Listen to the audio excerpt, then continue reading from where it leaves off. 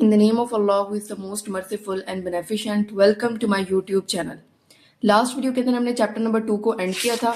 इस वीडियो के अंदर हम चैप्टर नंबर 3 को स्टार्ट करेंगे, that is human blood circulatory system. सबसे पहले हम लोग ऑब्जेक्टिव्स को देखते हैं. सबसे पहला ऑब्जेक्टिव है blood and it's component. Second objective है जो कि बहुत इंपॉर्टेंट भी है, human heart. And third blood vessels. And fourth arterial and venous system. And the last one is cardiovascular disorder. तो हम सबसे पहले स्टार्ट करते हैं ब्लड एंड इट्स कंपोनेंट्स को. ब्लड एंड इट्स कंपोनेंट से पहले 2 लाइंस में इंट्रो लिखा हुआ है, उस इंट्रो को सबसे पहले देखते हैं. The transport system consist of 2 की parts, blood circulatory system and the lymphatic system. ठीक है, हम लोगों ने इस चैप्टर के अंदर ब्लड सर्कुलेटरी सिस्टम को डिस्कस करना है. ठीक है, in this chapter you will study the details of the blood circulatory system. हम इस चैप्टर के अंदर डिटेल्स देखेंगे ब्लड सर्कुलेटरी सिस्टम की, कि ब्लड हमारी बॉडी के अंदर किस तरीके से सर्कुलेट कर रहा है, कहाँ से उसकी सर्कुलेशन स्टार्ट होती है और कहाँ पर एंड होती है. The main components of human blood circulatory system are blood, heart and blood vessels. वो कह रहे हैं कि जो हमारा मेजर ब्लड सर्कुलेटरी सिस्टम है उसमें जो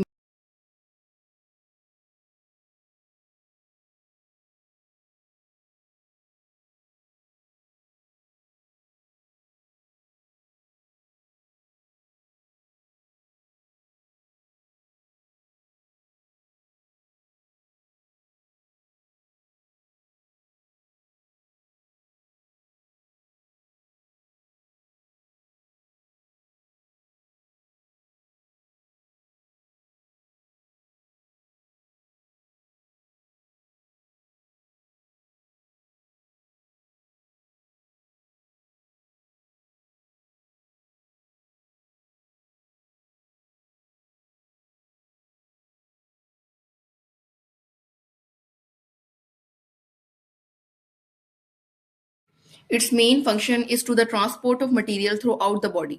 ब्लड का क्या फंक्शन होता है, वो मटेरियल को ट्रांसपोर्ट करता है हमारी बॉडी के एक पार्ट से दूसरे पार्ट तक. ठीक है, it carries important material to where they are needed. मतलब क्या करता है कि फॉर एग्जांपल हमारी एक जगह पर कोई न्यूट्रिएंट्स प्रेजेंट है तो वो दूसरी जगह पर ब्लड उसको लेकर जाएगा जहां उसकी जरूरत होगी.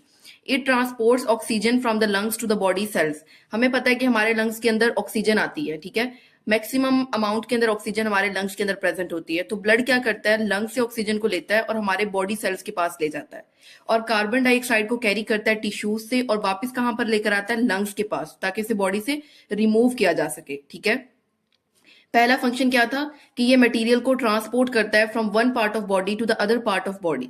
सेकंड था कि ये मटेरियल को भी ट्रांसपोर्ट करता है जहां पर इसकी जरूरत होती है. फिर थर्ड फंक्शन क्या था कि ये ऑक्सीजन को ट्रांसपोर्ट करता है हमारे लंग से लेके हमारे बॉडी सेल्स के पास जाता है, और हमारे बॉडी सेल्स और टिश्यूज से कार्बन डाइऑक्साइड को लेके हमारी बॉडी से एलिमिनेट करवाने में हेल्प करता है. फिर उसके बाद क्या है, ब्लड जो है वो न्यूट्रिएंट्स को डिलीवर करता है हमारे डाइजेस्टिव सिस्टम के अंदर. ठीक है, डाइजेस्टिव सिस्टम के अंदर न्यूट्रिएंट्स को लेके जाता है. और हार्मोन्स क्या करते हैं, जो ग्लैंड्स होते हैं, जहां पर भी आपकी बुक में ग्लैंड का वर्ड आ जाए ना, तो इसका मतलब है वहां से हार्मोन्स की सिक्रेशन हो रही है. ठीक है, ग्लैंड से हार्मोन्स निकलते हैं और हार्मोन्स को क्या करता है, ब्लड के थ्रू टारगेट ऑर्गन्स तक जाते हैं. ठीक है, वो ऑर्गन के पास जाते हैं और वहां पर अपना फंक्शन परफॉर्म करते हैं.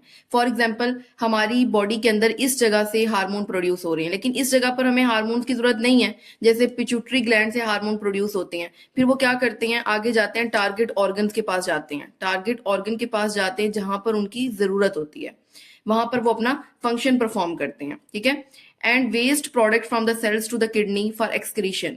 और फिर क्या करते हैं कि जो हमारी बॉडी में जितना भी वेस्ट मटेरियल होता है उसे किडनी के पास लेकर आते हैं ताकि उसे बॉडी से एक्सक्रीट आउट कर सकें. ठीक है, यहां तक क्लियर हो गया. हम इसको एक दफा देख लेते हैं फ्लो शीट की फॉर्म में.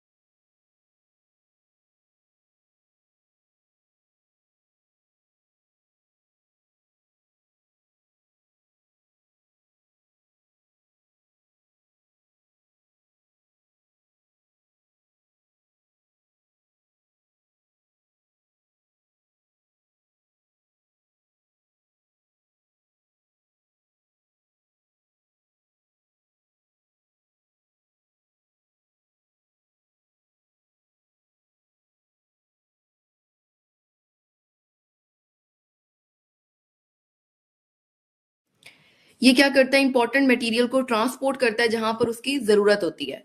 और सेकंड थर्ड फंक्शन क्या था कि ये ऑक्सीजन को ट्रांसपोर्ट करता है लंग से बॉडी सेल्स के पास लेकर आता है, ठीक है, और कार्बन डाइऑक्साइड को वापस लंग्स के पास लेकर आता है ताकि उसे बॉडी से एलिमिनेट किया जा सके।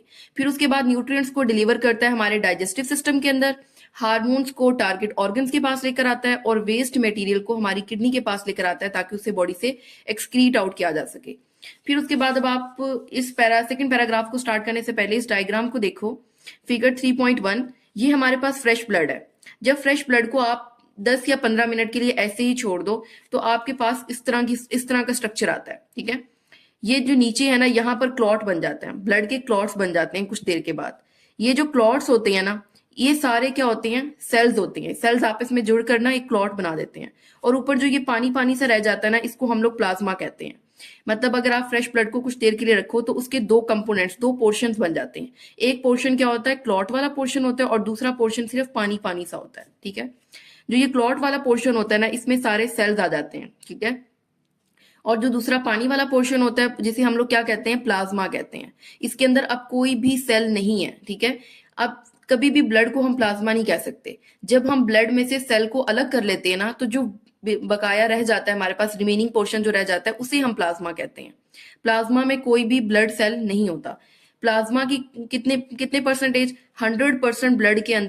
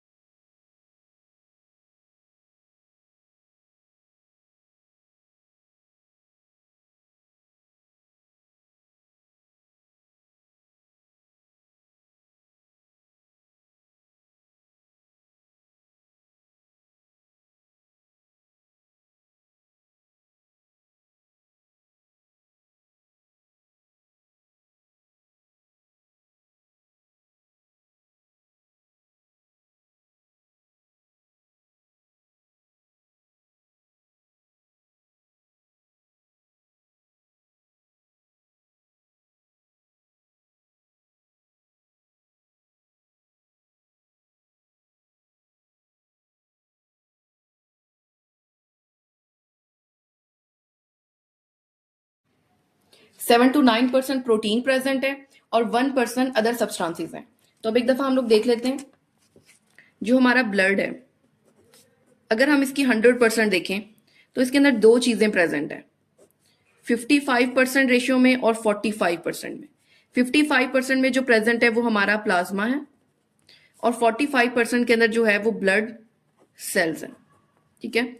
अब ब्लड सेल आगे तीन तरह के हो सकते हैं, आरबीसीज, रेड ब्लड सेल मतलब, व्हाइट ब्लड सेल्स हो सकते हैं, और तीसरी चीज है प्लेटलेट्स हो सकते हैं। ये हम नेक्स्ट पढ़ेंगे। अब प्लाज्मा को देखते हैं कि प्लाज्मा के अंदर क्या क्या चीजें प्रेजेंट हैं। प्लाज्मा के अंदर 90 to 92% जो है वो हमारा वाटर प्रेजेंट होता है। 7 to 8% जो है वो प्रोटीन प्रेजेंट होते हैं, और जो 1% है वो अदर सब्सटेंसेस हैं। अब अदर सब्सटेंसेस के अंदर क्या आ सकती हैं, प्रोटीन हो गया, साल्ट्स हैं, न्यूट्रिएंट्स हैं, वेस्ट प्रेजेंट है, और रिस्पायरेटरी गैसेस प्रेजेंट हो सकती हैं। अब वन बाय वन देखते हैं कि इनका क्या रोल है। ये हमारे ब्लड के अंदर प्रेजेंट है तो ये क्या फंक्शन परफॉर्म कर रही हैं। सबसे पहले ब्लड के अंदर दो चीजें प्रेजेंट थी, 55%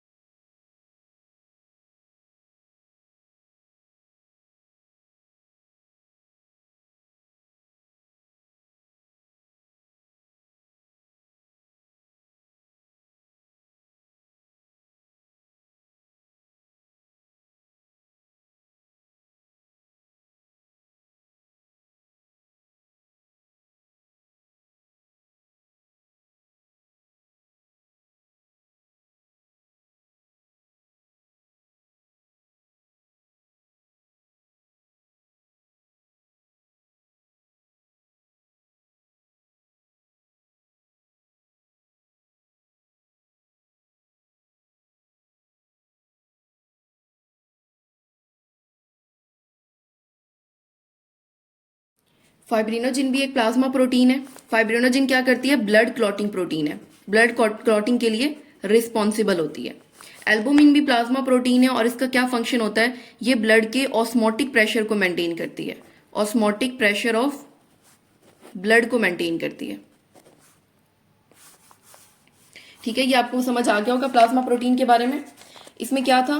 3 वर्ड आपने याद करने हैं, एंटीबॉडीज, फाइब्रिनोजिन एंड एल्बुमिन। तीनों प्लाज्मा प्रोटीन है और तीनों के फर्दर आगे फंक्शंस मेंशन है।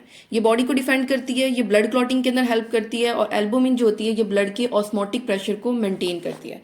तो ये आपने हाईलाइट कर लेना है, फाइब्रिनोजिन का फंक्शन और एल्बुमिन का भी आगे फंक्शन।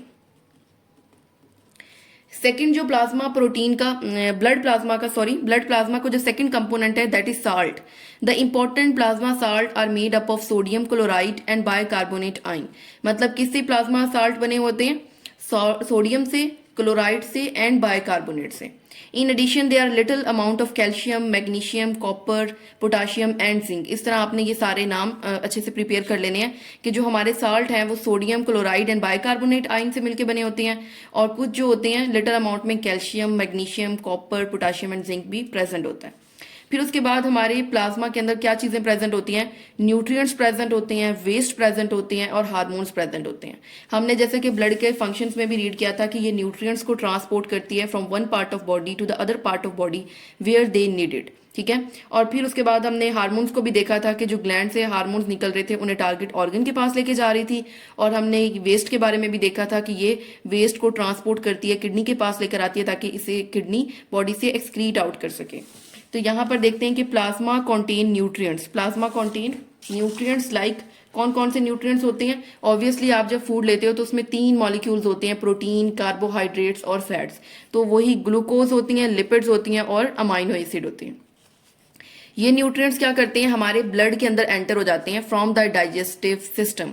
ये न्यूट्रिएंट्स कैसे? मतलब हम लोग जब फूड का इनटेक करते हैं उसकी ब्रेकडाउन होती है, तो वो आगे फर्दर ब्रेकडाउन होकर ग्लूकोज में, कार्बोहाइड्रेट ब्रेकडाउन होते हैं तो ग्लूकोज बनते हैं, और लिपिड्स और अमाइनो एसिड जब ये होते हैं ये हमारे ब्लड के अंदर एंटर हो जाते हैं। ठीक है, फिर उसके बाद जो वेस्ट होते हैं, waste produced by the cells. जो वेस्ट प्रोड्यूस्ड होता है वो भी हमारे प्लाज्मा के अंदर प्रोड्यूस्ड होता है। ठीक है, और जो हमारे ग्लैंड्स होते हैं वो जो हार्मोन्स को सिक्रीट करते हैं वो भी हमारे प्लाज्मा के अंदर आते हैं सबसे पहले। ठीक है, और प्लाज्मा के थ्रू वो आगे ट्रांसपोर्ट होते हैं टारगेट ऑर्गन के अंदर, और टारगेट ऑर्गन पे जाके वो अपना फंक्शन परफॉर्म करते हैं। तो बेसिकली जो हमारा प्लाज्मा है उसके अंदर साल्ट भी प्रेजेंट है, न्यूट्रिएंट्स भी प्रेजेंट है, वेस्ट भी प्रेजेंट है और हार्मोन्स भी प्रेजेंट है। अब रिस्पायरेटरी गैसेस भी प्रेजेंट है। Small amount of carbon dioxide and oxygen are dissolved in plasma. Small amount of carbon dioxide और ऑक्सीजन जो है वो हमारे प्लाज्मा के अंदर प्रेजेंट होती है, carbon dioxide and oxygen. Oxygen is mainly carried by RBCs.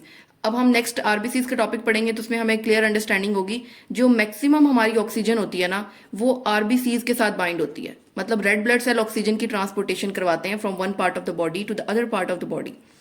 But कुछ अमाउंट जो होती है हमारी ऑक्सीजन की वो हमारे प्लाज्मा में भी प्रेजेंट होती है। मोस्टली जो ऑक्सीजन होती है वो आरबीसीज के अंदर प्रेजेंट होती है बाइंडेड फॉर्म में, लेकिन कुछ ऑक्सीजन जैसे कि 1.5% जो ऑक्सीजन होती है वो हमारे प्लाज्मा के अंदर प्रेजेंट होती है इन डिजॉल्व्ड फॉर्म। इसी तरह 5 to 7% जो हमारी कार्बन डाइऑक्साइड होती है वो हमारे प्लाज्मा में प्रेजेंट होती है। ठीक है, in the form of bicarbonate ion. तो हमने क्या डील किया है कि हमारे ब्लड के अंदर रिस्पायरेटरी गैसेस भी प्रेजेंट है। रिस्पायरेटरी गैसेस 2 ही होती हैं, कार्बन डाइऑक्साइड और ऑक्सीजन। जो हमारी ऑक्सीजन होती है ना वो आरबीसीज के साथ बाइंड होती है, आरबीसीज के साथ। ठीक है, लेकिन कुछ पोर्शन जो होता है ऑक्सीजन का जैसा कि 1 से 1.5% जो हमारी ऑक्सीजन होती है वो हमारे प्लाज्मा के अंदर भी प्रेजेंट होती है। इसी तरह जो हमारी कार्बन डाइऑक्साइड होती है 5 to 7% जो कार्बन डाइऑक्साइड होती है वो हमारे तक हमने जो रीड किया था हम उसका एक दफा ओवरव्यू कर लेते हैं। सबसे पहले blood is a type of connective tissue. फिर उसके बाद हमने इसके फंक्शंस देखे थे। फंक्शंस में था कि ये मेन रोल इसका क्या था? ट्रांसपोर्टेशन के अंदर था। ये मटेरियल को ट्रांसपोर्ट कर रहा था बॉडी के वन पार्ट से लेके दूसरे पार्ट तक।